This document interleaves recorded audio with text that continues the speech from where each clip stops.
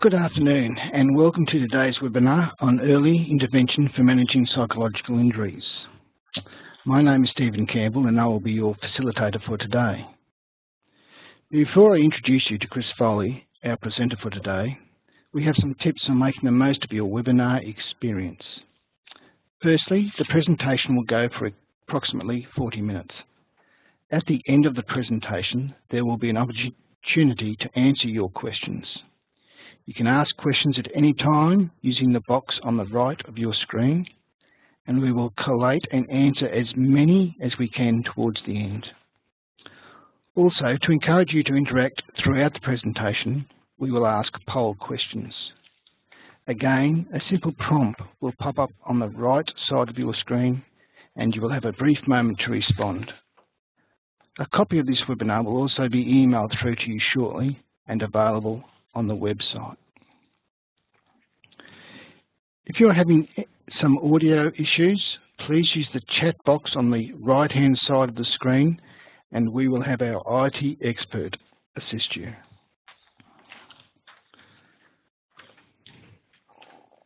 Our presenter today, Chris Foley, is your expert presenter. Chris is Managing Director of Strive Occupational Rehabilitation.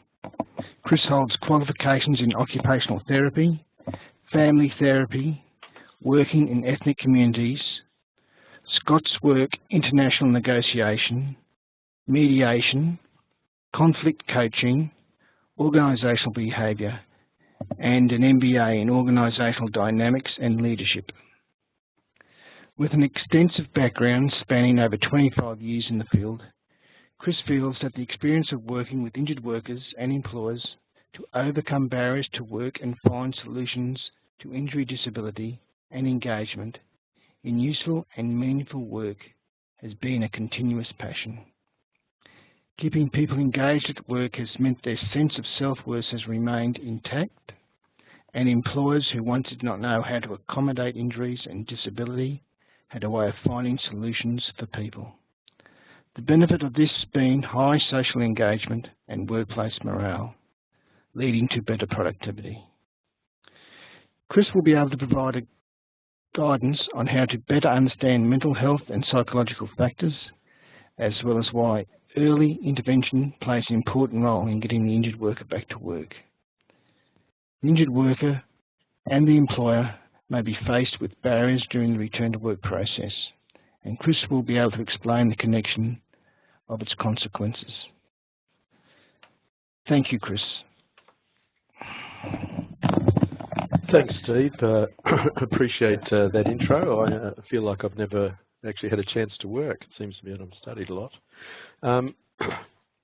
Certainly in terms of what we're going to cover today, I'm hoping that we'll be able to find ways of identifying employers' mental health problems, really have a bit of a think about whether it's our barrier or that person's barrier, and making some connections about the consequences of the actions that we do, and in particular looking at the first 5 minutes. There's a business case for early intervention. Okay. So essentially in the United States, and certainly it's been proved here in Australia, that reporting an injury within 2 weeks, or claims reported within 2 weeks of injury, were 18% more expensive than those that were reported in the first week, and 29% after 3 weeks, 31% after 4 weeks, and 45% after that. And certainly the research would show that people who are out of work for 80 days or more, basically you're looking at extreme difficulties in getting them back to work. Certainly the other... Page down, sorry. The other thing that's worth noting is that the average claims cost for psychological injury across most jurisdictions in Australia is around $30,000, and that's something that impacts upon your premium, for a number of years out. And there is no need necessarily for you to actually expend on that level. The Australian Bureau of Statistics talk to the incidence of illness and injury around mental health, and these are statistics from 2007. As yet, these haven't been updated, but every 7 years, the Bureau does survey people with mental health issues. In that survey, they found 1 in 5 Australians will experience depression in their adult life. 14% of Australians at that time were experiencing diagnosable mental health disorder. What we mean by a mental health disorder is where the person's psychological well-being has been affected so much that they're unable to do normal things in life. So there are still a group of people that this doesn't capture, of people with mild depression, where they have not been picked up but are still being impacted upon by their illness. 45% of the population experience a mental health issue sometime in their life. That's nearly half. And I was listening to ABC Radio about 5 weeks ago, and the president of the AMA was indicating that 1 in 3 doctors' appointments these days end with the prescription of an antipsychotic drug, or not an antipsychotic drug, an antidepressive drug or an anti-anxiety drug. The incidence tells us that the depression most often occurs in women between the ages of 18 and 24, and in men between the ages of 35 and 44. Now, people often ask me about why that is, and the statistics don't lend themselves to explaining that. But certainly my experience would say that as part of it is about how we think about or how people grow up in this country. So women in particular are brought up to talk about how they feel, about how they are experiencing life, and talk with their friends about it, and so are more likely to go to a doctor earlier on and say, I'm not coping. Whereas men, on the other hand, tend to wait until much later to attend. Partially I think it's got to do with men at an early age, so as youngsters and things like that are often taught not to sook, not to cry, to be men and grow up. And as I'm presenting this, I want you to think about the implications of this for people, because it's my experience that men often feel alienated about talking about themselves, whereas women don't. But there are two very distinct dynamics that impact. One is that women will talk about what's going on, but they operate in an environment that actually says, if you don't cope, then you're not a worthy person. We'll talk a bit what that means a bit later, but not being able to cope, the woman needs to clean the house. The woman cleans the house, gets the kids off to school, does their lunches, gets them clean, does the bed, organises the household, heads off to work, comes back, has to prepare meals and all those sorts of things. So for them, often any implication that they're not coping ends up in depression and what have you. For men, on the other hand, they get diagnosed around the ages of 35 to 44, more often than not because they've attended for some other reason. So they talk to the doctor about their inability to digest, or they're feeling unwell. Some tests are done, it comes back they've got a fatty liver, and the doc starts talking about, do they drink very much? The answer to that is yes, they do, and then ask why they do. And sure enough, the facts of the person being unable to deal with things in life starts to come forward. So I think that's why there's a difference in age, and certainly we're seeing no change in that in the last 7 years. Out of that same survey, 21% of employees report they're taking time off because they're feeling mentally unwell. And the World Health Organization estimates that by 2020, which is just 4 years' time, it will be the second leading health burden worldwide. Pretty much, as I've said before, males are substance abuse disorders, and women tend to present with anxiety disorders and affective disorders. Anxiety disorders are those ones where anxiety is predominantly the factor that's presenting, and often that's about avoidance, avoiding coming to work, avoiding interaction, avoiding approaching things that they are fearful of, whereas affective disorders are those things like depression or elevated mood. I want to talk a little bit more about human resources. You'll see the dark line on the screen before you. That's the trajectory of people's working life. At the beginning, we have to recruit them and we have to induct them. We need them to understand the performance levels that they're travelling through. And then ultimately, if we're lucky, they work with us for lengthy periods of time. And then at some stage, they will decide to either retire or move on to another job. Now, the blue line in the background is what happens when people put in a workers' compensation claim. Now, the reason I put this up is that you can see that there's interruption to productivity within the workplace, but the Human Resource Institute has identified that the life of a person's employment actually has a cost to a business.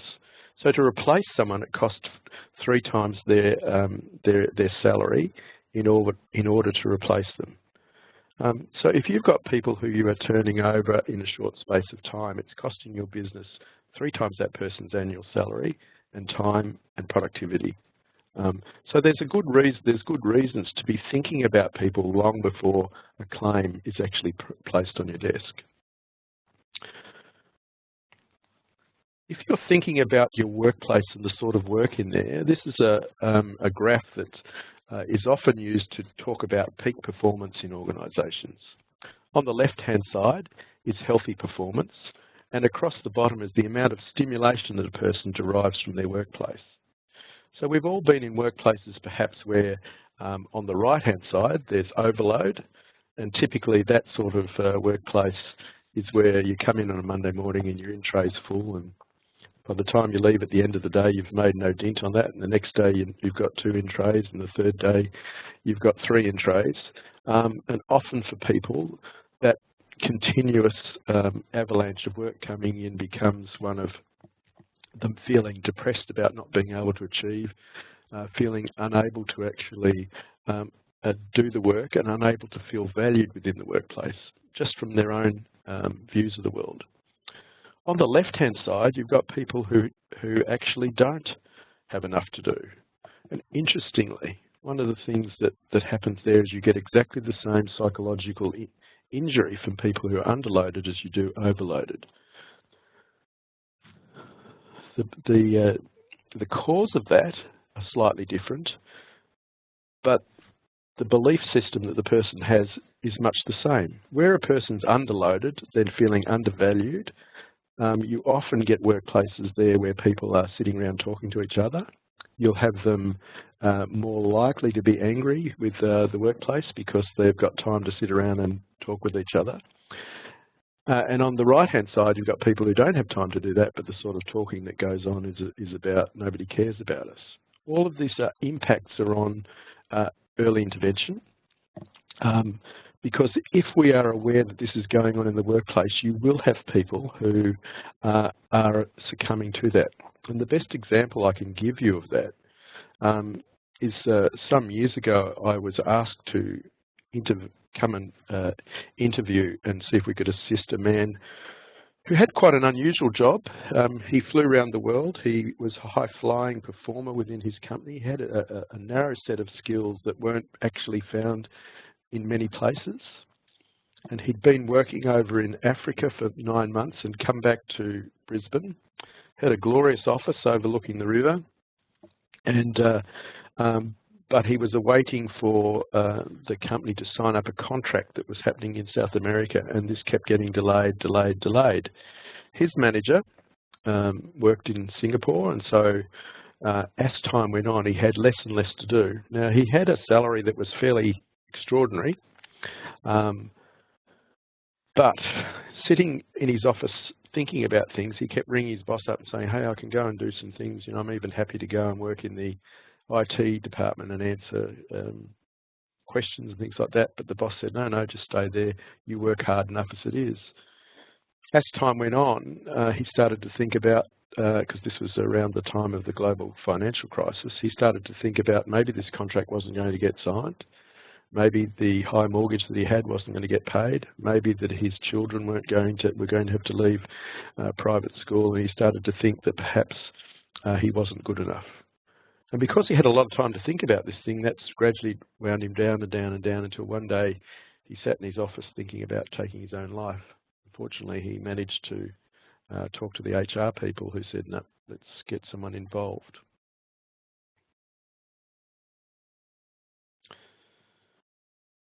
Talk about stress and anger again. So some of the things that are identified as possibilities. Dana in 2001 identified that in performance problems in workplaces, 65% of them are actually as a result of strained relationships with employees, but not from the deficits of their abilities or their skills or motivation.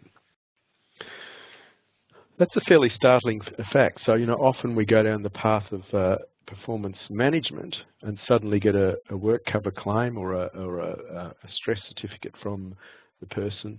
And often that's because we haven't stopped and thought about what's actually going on. Let's have a think for a minute about this clip.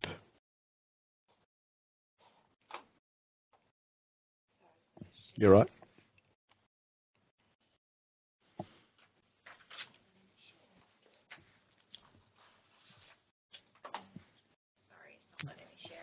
That's all right. Okay. Anyway, it's a picture of Barack Obama and Heath walking across. Yeah, that's right. That's okay. I'll send you the actual clip itself. But it's a picture of Barack Obama and Heath walking across the road at 10 Downing Street. Barack Obama leans across and shakes the hand of a constable that's standing at the front door, and then Heath walks along, puts his hand out, and Barack goes through the door, and he takes his hand away and walks away. You can just see the Bobby standing there with this sort of stunned look on his face. Okay. Okay. Yep, that's it.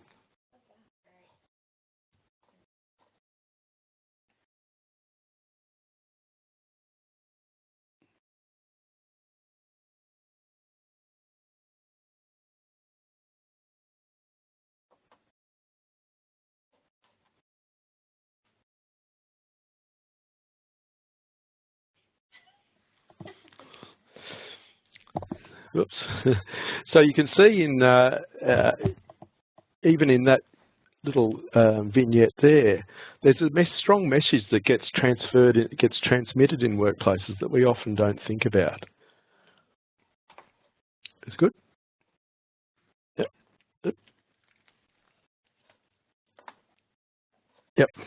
So let's talk about communication. And this is where it's really important in terms of thinking about problems that are in the workplace that people think about communication. There's a lot of research that shows that the spoken words and the written words are only 7% of what it is that we receive when we communicate with people. 38% is the tone in which we speak. And 55% of communication is actually in the non-verbals.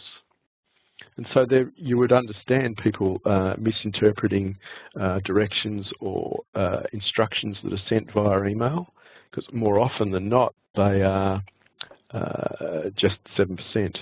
Equally, when a person puts in a claim and the workplace makes an appeal against it, the person will then end up reading that appeal and make all sorts of interpretations about it. So it's certainly important when we're thinking about this, about how we communicate with people generally. So I'll talk about the causes of stress. Usually it's around change, lack of control, or high or low workload. I talked about the high or low workload. Workplace stress more often comes out when people, the intrinsic factors of a person's job impacts upon them, or their role. And I can give you an example of that. I worked with a young lady at one stage who was a high-performing person, and the workplace actually organised for her to work to 2 managers. Those 2 managers didn't get on. And the workplace hadn't described her role properly, nor did they actually describe in that role as to how she was going to split her time between the two managers. So between the warring parties, it became so complex for her that she began to experience symptoms of depression and anxiety. You can also see this happening in organisations where departments might be there. So the classic one that I might see in a broad organisational context is maybe where the accounts department is having a war with the IT department because the software and the hardware doesn't quite work, where the parties are warring, saying, well, if you had different software, then our equipment would work, or our equipment is fine, it's your software. But at the bottom of that is the person who's trying to pay accounts at the end of this and is on the end of being yelled at across the phone because accounts not being paid. So you can see that organisational factors and design can create stress. In today's workplaces, because we don't get much say as to who we're going to sit next, we get stress arises from even people's working styles. So people can be distressed if they are an extrovert and used to talking and babbling out in the workplace, sitting next to someone who's an introvert who actually likes quiet, needs to think about things. And so the sort of conflict that starts to arise in that is that the extrovert thinks the introvert is hiding something from them, and the introvert starts thinking the extrovert is just noisy and loud and vacuous, when in fact it's just a style of working. But people start to war with each other, and again, stress raises up. There can be career development, certainly a lot of times where people feel stuck in their career, feel that they're going nowhere. Again, this raises levels of stress. We have the organisational culture and climate. So there are copious examples of where organisations in recent times have gone through massive changes, different directions and things like that, and the impact upon staff and what have you has become enormous. And again, that impacts upon people in different ways. And then, of course, there's the age-old home-work interface. I have a wry smile when I walk into workplaces and people say, oh yes, I leave my home stuff at home and my work at work. I defy anyone on this webinar or anywhere really to have a significant row with their significant other and not think about it during the day at work. And of course, these things impact upon people equally. And I'm sure we've all experienced the situation of having a terrible day at work, going home and talking to our partners about it, and our partner listens intently and then says, yeah, I'm a bit tired of this, move on. So all of these things are dynamics around what causes stress. Some of the things that you'd be aware of, but certainly I look at when I'm talking with people, are the sort of things people report themselves. When we are stressed, and stress is not necessarily a bad thing, but when we are stressed, our mouth goes dry. Our breathing speeds up. Our liver releases sugar for quick bursts of energy. Our muscles contract to bowel and bladder, and our immune response decreases, so we're more likely to get ill. There's good reason for this, because 30,000 years ago when we were on the plains and someone said there's a saber-toothed tiger, there was two important things that needed to happen. We either needed to run away or we needed to fight.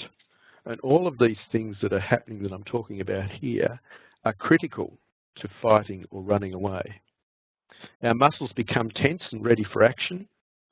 Blood is diverted from those muscles, from other parts of our body into the muscles, getting ready to fight or flight. Our sweat increases to cool us down. Our heart rate increases. Our blood pressure rises. Blood clotting ability increases. And we become more and more aware of the danger that's around us. This is critical in understanding people's responses to stress, because when we perceive these things, this sort of reaction occurs. When we see these things, this recurs. And there is nothing we can do to stop it. 30,000 years ago, when our boss gave us a hard time, all of this happened. The only difference was we'd pull out our knife, stab him and get on with our work. In this day and age, you can't do that. Well, you can, but that causes other stresses in your life. It is a fight-flight response, and it is something that actually saves us, But you can see if you're on a deadline and constantly under stress and not dealing with that stress, then essentially this also leads to other issues, health issues that may arise. The consequences of having sugar in your system that's not being used up for long periods of time can result in type 2 diabetes, and there's a strong correlation between stress and type 2 diabetes. Often doctors will diagnose anxiety and depression because a person will attend the doctor and say, my digestion doesn't seem to be right, I feel have indigestion, I need to go to the toilet a lot. You can see it in workplaces where people are often heading off to the loo on regular trips. Again, signs of stress. Equally, the incidence of people taking sick leave, as that goes up, it's a signal to say there is something going on in the workplace that is causing stress that people are in their fight-flight mode. There are lots of other things that happens around stress that is of interest, but these are the things you can readily see. Just as an example, there's some research done recently where they identified what happens in people's bodies when they perceive threat, and something like 1,400 different chemical reactions occur. Someone said, oh, I wonder what that is compared to when something good happens to people. So for a joke, they actually wired someone up who was talking about having been in love, and something strange happened. They found that the person who was in love had exactly the same number of reactions as the person who felt under threat. And that started consideration about, well, is it about what we are thinking about is happening to us that actually depicts whether something is good or bad? Because if we're having the same reactions to a thing that's apparently good and a thing that's apparently bad, and I'll let you choose which one is which, you know, clearly there is something that we can do about that. In identifying people, these are some of the things that you or your supervisors or managers should be looking out for, because these are signs of those early warnings. And doing something about it now means A, you've got a worker that's there longer, and B, someone who's less likely to put in a claim, and C, someone who actually is grateful for your intervention. And that's good for the whole workplace. Lack of concentration. I can talk about this in terms of that fight-flight stress response. Lack of concentration is easy to understand. If you are being attacked by a saber-toothed tiger, all you need to do is to run away or to fight. You don't need to be thinking about that report I needed to do or that bolt that I needed to screw on over there. People often worry or they're anxious about things that are going on around them. The person who was cool and calm who suddenly bursts out angrily across the floor. People who are high and low in terms of their mood. Or people's attendance starts to drop off. Again, I think of this as being a person who doesn't turn up for work is in flight mode. The person who is emotionally outbursting around the place is basically in fight mode. People's humour drops off. People take work home, and I would love $1 for every time I've heard people take work home, because that works something like this. The person feels under the pump, they fill their briefcase with their work, take it home, sit down with a significant other, have a glass of wine, finish the meal, have a second glass of wine. That usually tastes pretty good, so have a third glass of wine, then you don't care much about your work. And then in the morning, you beat yourself up coming to work because you didn't do the work the night before, and you've still got that in front of you. People's poor decision making. Low interest in work, people who no longer care. The poor quality of work, again, falls off because people don't have that attention to that. People cancelling annual leave, being overcritical. There's tiredness and depression. Again, tiredness is a symptom. 30,000 years ago, when we were on the plains, there was no point in going to sleep if there's a saber-toothed tiger around. So even myself, 5 weeks ago, I was going on leave, and there was a lot of things I had to do before I went on leave, and so I became more and more, I recognised I was becoming more and more stressed. So about 3 days to go before I jumped on a plane to go away and have a great time, I kept getting woken up by silly things like the dog rolling over his kennel or chasing a possum in the backyard, something that wouldn't have affected me in normal events. But because I was concerned that I hadn't done something or something wouldn't be finished, my sleep pattern started to get overridden. Depression. I'm not going to talk a great deal about depression, but it's certainly one of the things that we said. 1 in 5 people will experience it, and depression isn't just feeling sad. Often we use the word depression badly. So if I go into the workplace and say, oh, I'm really depressed, my dog died, what I should be saying is, I'm really upset, my dog died, I'm feeling pretty sad. Because depression is something greater than that. It's not something you can just turn around. And we need to remember that depression actually comes from another place. People using increased use of drugs is certainly another one. And in today's workplaces, one of the things that's becoming more and more clear is that the older population are turning to alcohol, but some of the younger members of the workforces are using social drugs on the weekend because they're better or whatever. Well, I have a friend who's a psychiatrist and who has an interest in pharmacology, and one of the things he talks about is, in the hospitals where people are admitted with organic brain syndromes and what have you after a big night out on the weekend, they just don't know what to do to counteract the drugs in that person's body because it's made up with all sorts of stuff that's actually impacting upon people. The increase in minor accidents or incidents in the workplace is another sign to say we've got to be doing something different. And the person who has low self-esteem. A person with depression will often ruminate over how bad they are, how awful they are, how useless they are, how something or other. That's just clicked off. You're right. The update is still on. Right. Okay. A person will ruminate on how bad they are. They'll often be saying to themselves they're useless, they're hopeless, they're not worthy, they are frauds and what have you. And so the sort of conversation they'll be having with you is about being sorry all the time, making mistakes, accepting what it is that you're saying as the truth. So if you identify this and talk to people, it's really critical. Or someone comes to you and says, I've got a problem. It's the next 5 minutes that is most critical.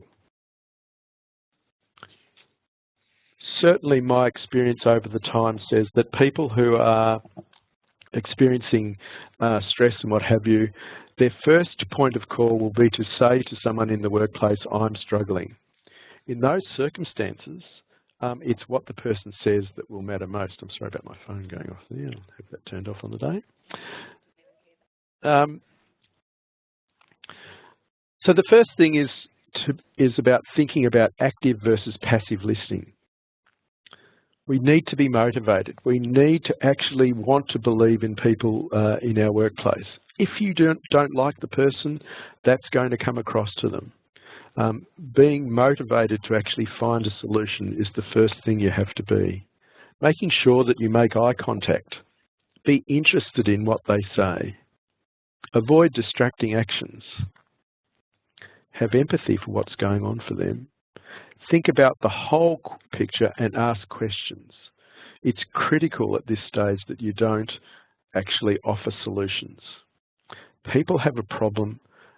They need to be heard. And certainly my experience in workers' compensation over 30 years is that people in the latter stages of very long and complex claims will often ruminate about the fact that no one is listening to me, no one is hearing what my issues are. And a lot of that dates back to the very early stages where they've actually made a complaint and someone barks at them and they either go into fight-flight mode. Flight mode is go home, see a doctor, keep me away from the place. Fight mode is go home, see a lawyer, see you in court. The first 5 minutes, so some of the things not to do when the person's talking. Don't think about whether or not liability should be accepted. That's someone else's job. In the first instance, about listening to the person. Don't discuss the difficulties, inconvenience, the annoyance, or the doubts that you may be feeling. Again, I'd love $1 for every time I've spoken to someone who said they went in and spoke to their supervisor and said, I'm having difficulties, I can't do this, I can't concentrate, and the supervisor turns around and says, I haven't got time for that at the moment, go out and load the truck. Don't take control away from the person describing the difficulty. What I mean by that, don't tell the person what to do. Don't try and minimise what it is that they're talking about. Other things like that is where someone might say, oh, well, give it to me, I'll do it. Again, that just falls into the I'm hopeless, I'm useless category. Not showing you negative thoughts. People pick those up in an instant, and women particularly are good at picking up in the first half second that people's sorry about that. In the first half second, people's negative thoughts. I've lost my track. People are very good at picking up negative thoughts, and women in particular will pick up whether or not you like them in almost less than half a second. Men are a bit later than that, but essentially they are particularly good at hearing tone and picking up facial cues. So in doing that, you need to be thinking about what do you believe about mental health. If you think that there is something wrong or negative about a person with mental health issues, then you need to learn more about what those things are. Last but not least, don't fall into the trap of becoming a counsellor. Many people I know actually do this, and in the short term that's not so bad. But in the long term, the problem comes when some critical decision needs to be made about the person's role, and you go from being a counsellor to being the world's worst person. What is important for you to do is ask the person what they feel would be most helpful. Often people will say, I don't know,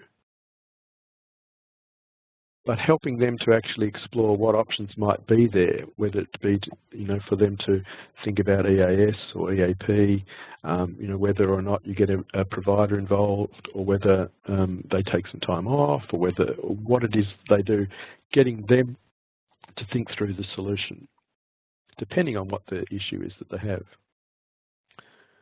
Do think about what you can do to assist the worker towards wellness and resumption of productivity. Other people in the workplace will be watching, so where you actually assist that person, other people will feel relaxed that they too can receive help in situations. Try to empathise so that you can create positive rapport. And what I mean by that is understand the person, that it's not you that's happening, it's them that's happening. Try and understand from their perspective what that might be. And good examples that I can think of around that. What's the time? How much time are we? It's 38 minutes. Okay, good.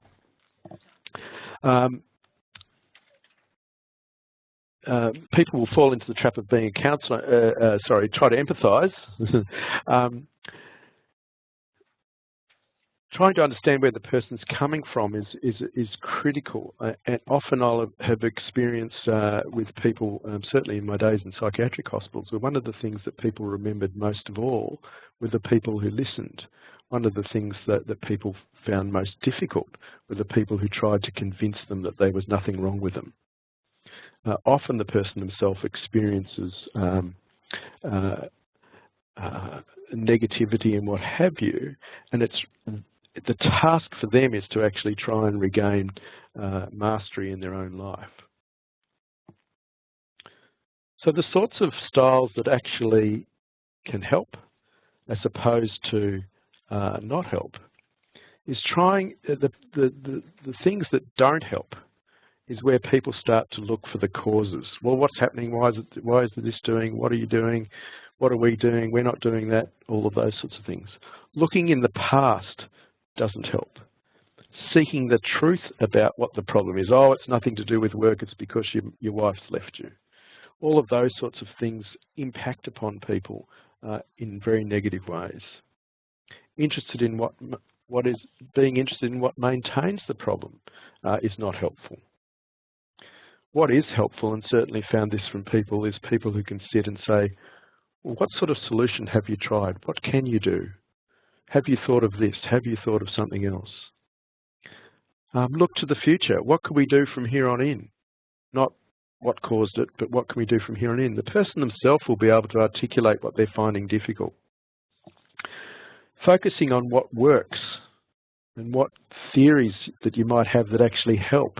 When I say that, I mean more about if you're at work rather than home, it's going to be better for you.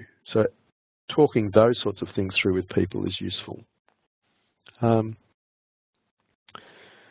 then along the way, being interested about what has changed from before and now. So typically when we're talking with managers about managing people in their workplace,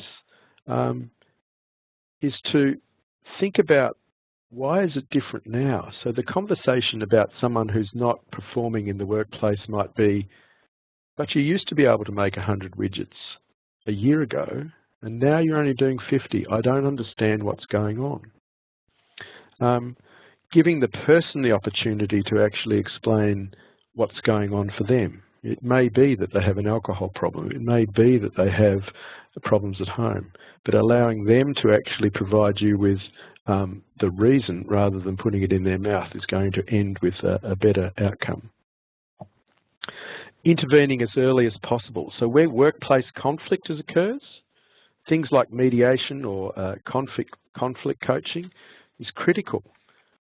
A number of times where I've seen people who undergo mediation early in the piece when they've fallen out and resolve those issues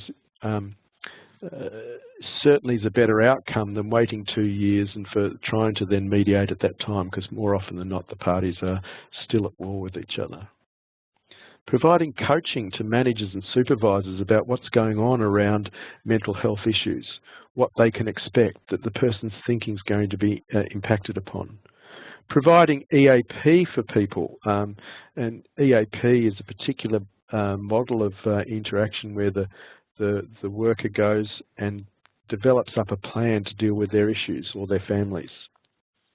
Getting a rehab provider involved. Again, this will be slightly different in that the personal issues will remain confidential, but the rehab provider will work with the workplace and managers around dealing with the specifics around a particular case, or keeping connected with workers, treaters and significant stakeholders about what it is that you're doing in the workplace, because often the person themselves will be minimising the things that you do. Again, talking to doctors along the way, they have 5 minutes to talk to the person.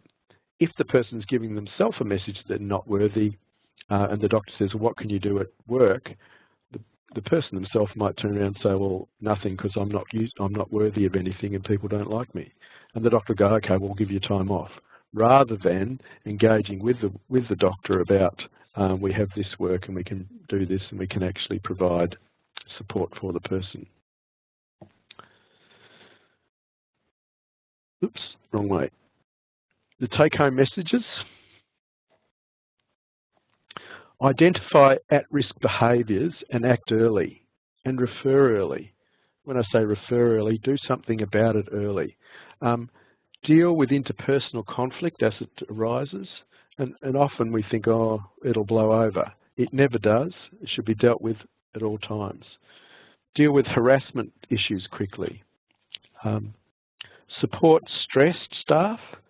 Maintain them with attachment to work. It's better to have people at work and still engaged than have them at home. Work to overcome barriers to return to work. Have them feel safe and supported at work. And you can do that by having those conversations and identifying and helping that person, or get that person involved with the return to work that they do. And seeking expert help. Talking amongst your HR team, unions, EAP services or rehabilitation providers. I hope that has covered a lot of the things that people have asked. I'm happy to take any questions.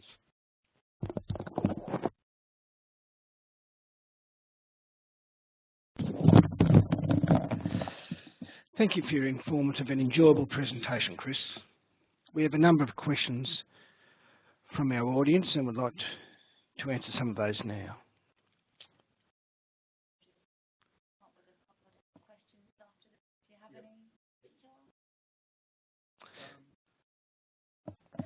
Okay, well, we are now at the end of the webinar. If your question was not answered today, please email us at wcr.education@justice.qld.gov.au and we will endeavour to provide a response to you. A list of useful resources and references used throughout the presentation will be made available with a copy of the webinar. Again, thank you, Chris, for your time today and sharing your expert advice and tips on